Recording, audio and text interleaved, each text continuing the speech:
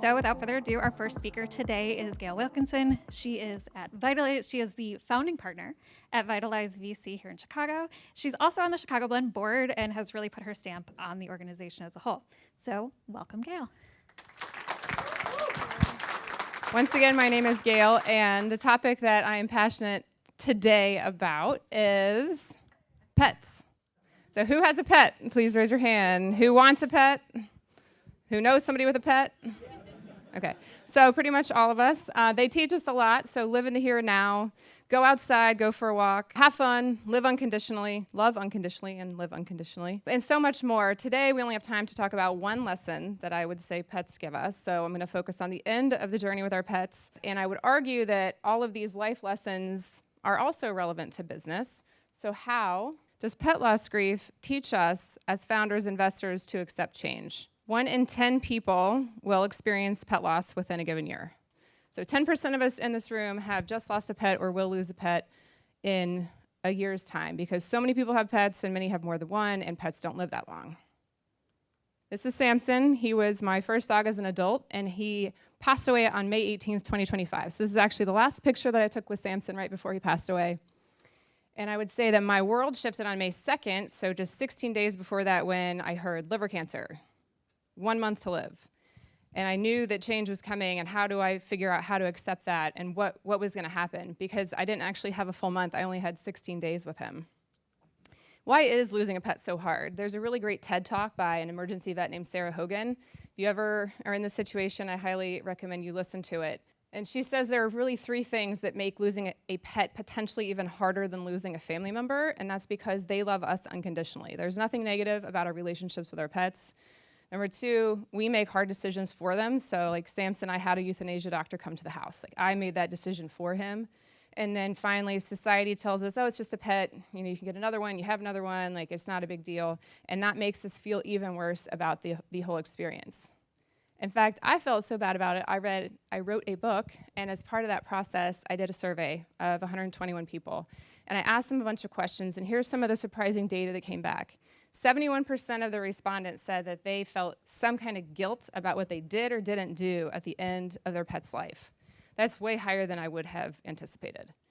It was also surprising to see that it is over 1 year the average grieving duration of losing a pet. Which if you let that sink in, that's a long time for when society tells us, oh, it's just a pet, for over 1 year.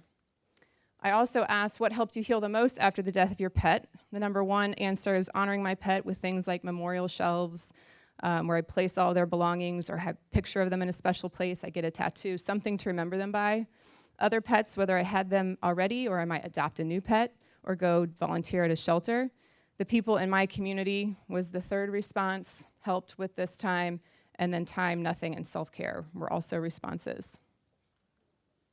How does this relate to business? I will argue that pets don't live long enough. And all of us in this room who are founders and investors, our road will have an end at some point, just like these animals have an end to their road. And it's also probably about 10 to 15 years for most of us if I looked at the data. So what does that mean? I'm going to use myself as an example. I have decided as a VC not to raise another fund. I could if I wanted to, but I think it's the end of my road. And as I stand here and I stare out into the uncertainty, what does that mean? How do I accept the change that's coming for me? So what are end of business lessons that we can learn from the pet loss grief example? I would say enjoy the good. So in Samson's 16 days that he had left, there were still a lot of good days. So enjoying those. And if we look at my time as a VC, I have 2 deals left to make, and that's out of 200 that I've done total. So I'm at the very, very end of the road, and I am very looking forward to making sure that these are really fun and really awesome deals.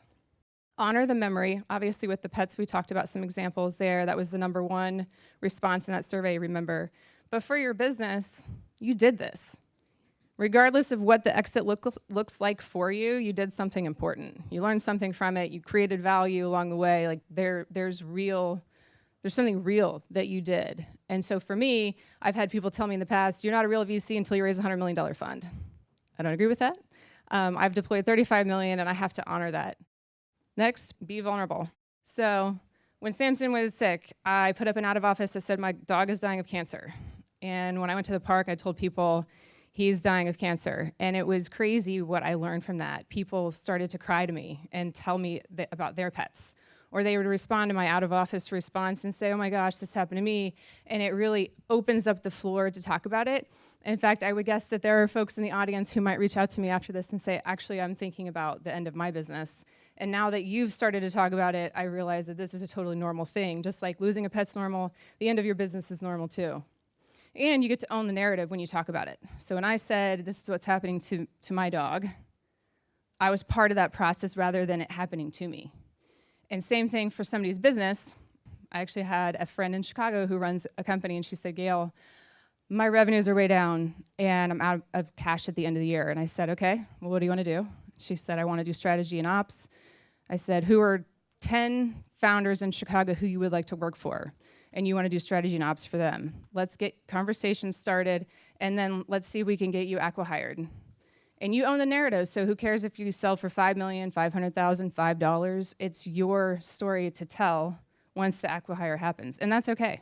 Next, lean on others. Similar to how this gal reached out to me, I've been friends with her for a long time. I've seen a lot of exits. I can help her with this process of trying to get acqui-hired, so lean on people. Just like when you're losing a pet, that community is really important. And then finally, keep it real. In the book, I talk about the imagery of, I'm on a freight train.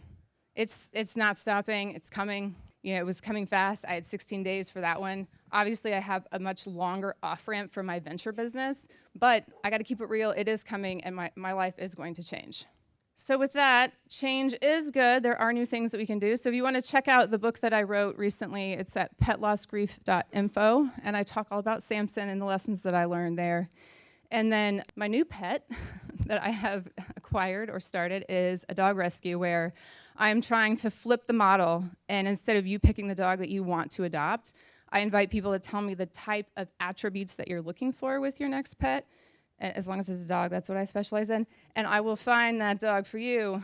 So I'm still doing some fun stuff in innovation and entrepreneurship, but obviously these things look different as we get to the end of our road.